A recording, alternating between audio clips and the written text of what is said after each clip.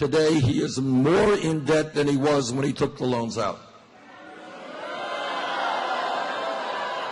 Woman in my own city, Burlington, Vermont, went to medical school, all right. Went to medical school. She became a doctor, $300,000 in debt. Dentist in Iowa, $400,000 in debt. We should be rewarding people for getting an education, not punishing them for decades.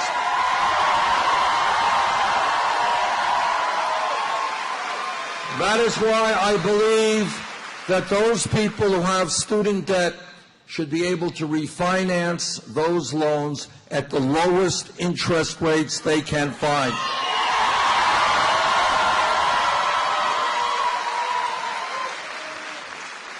Now, people criticize me every day, sometimes many times a day, for thinking too big. And they say, Bernie, hey, this is a great idea. You're going to make public colleges and universities tuition free. It's good. You're going to lower substantially student debt. That's great. How are you going to pay for it, Bernie? I will tell you how we're going to pay for it. 8 years ago, after the greed and the recklessness and illegal behavior of Wall Street nearly destroyed our economy, Wall Street, the most powerful people in this country, went begging to the Congress, and they said, oh, please bail us out. Against my vote, Congress did bail them out. Well, you know what? I think that today we should have a speculation tax on Wall Street. Wall Street speculation tax.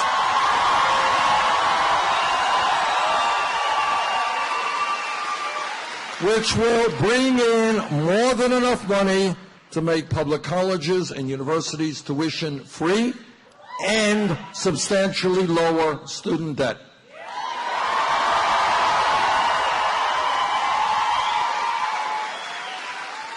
Now, I will be honest with you and tell you that Wall Street is not enthusiastic about this idea.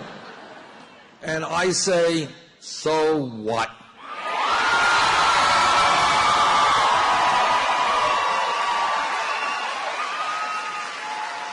And the beauty of that proposal, which is really quite revolutionary, is it says to every kid in America, and I grew up in a family, didn't have a lot of money, my parents never went to college.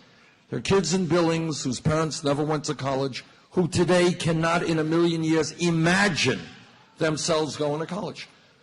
But what our proposal says to every kid in Billings or in Burlington, Vermont, is that no matter what the income of your family is, if you study hard, if you do well in school, yes, you will be able to go to college.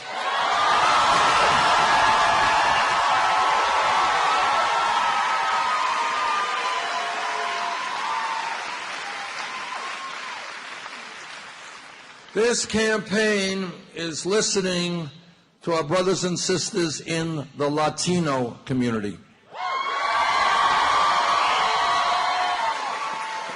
There are 11 million undocumented people in this country. They deserve comprehensive immigration reform and a path towards citizenship.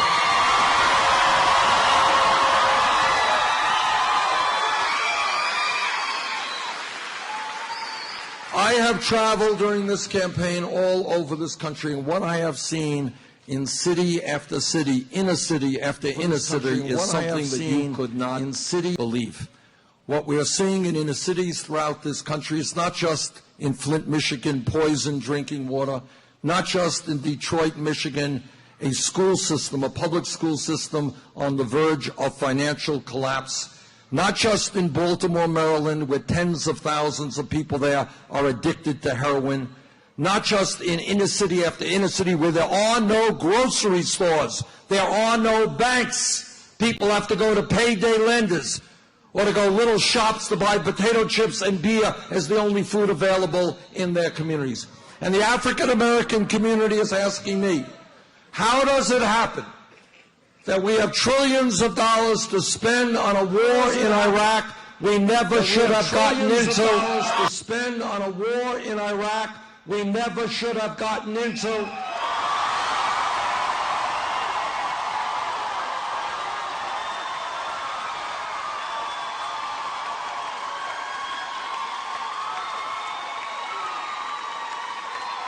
But apparently we don't have enough money to rebuild our cities. And I tell you that if we get elected together, we are going to change American national priorities. We're not going to be rebuilding infrastructure in Iraq and Afghanistan. We'll be doing that here in the cities of America.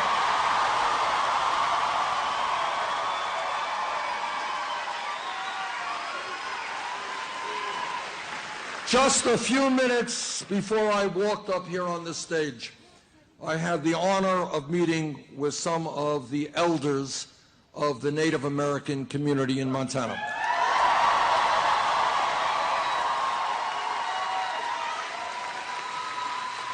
And I have met with Native Americans all across this country.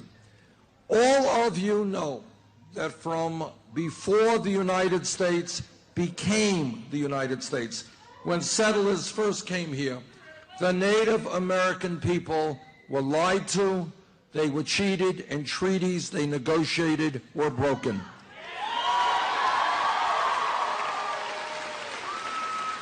And I know that all of you understand that we have a debt that we owe the Native American people that we can never fully repay.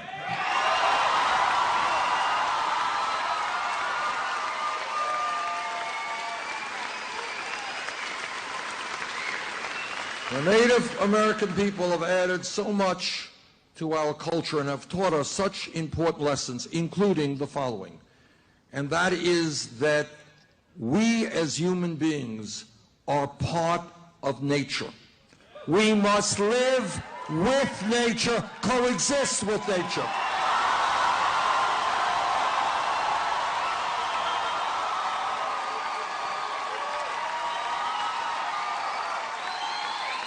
And what the Native American people have taught us is that if we continue to destroy nature, we are destroying the human species.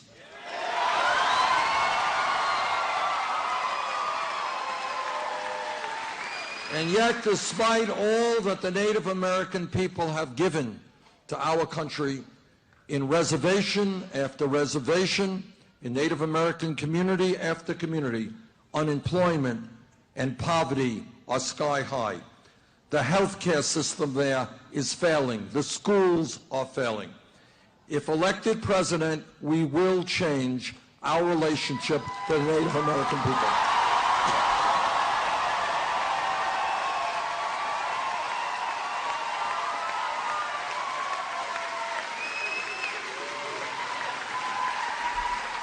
I am a member of the United States Senate Committee on the Environment. I have talked to scientists all over our country and all over the world. The debate is over. Climate change is real.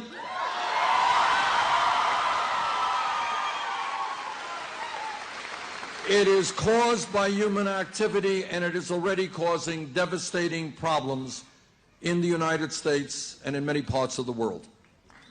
Now, I know that I am in coal country. I am aware of that.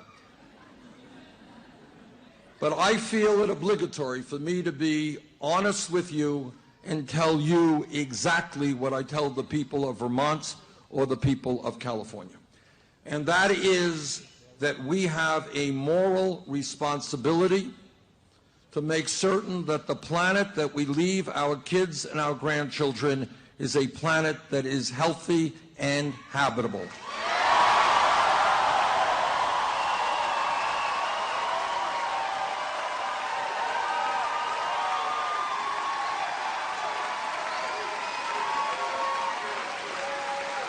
And that means that we must transform our energy system away from fossil fuel to energy efficiency and sustainable energy.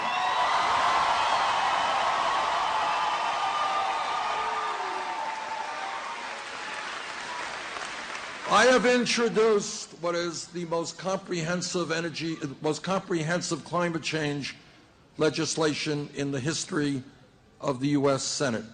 And I am also, I think, perhaps the strongest pro-worker member of the United States Senate.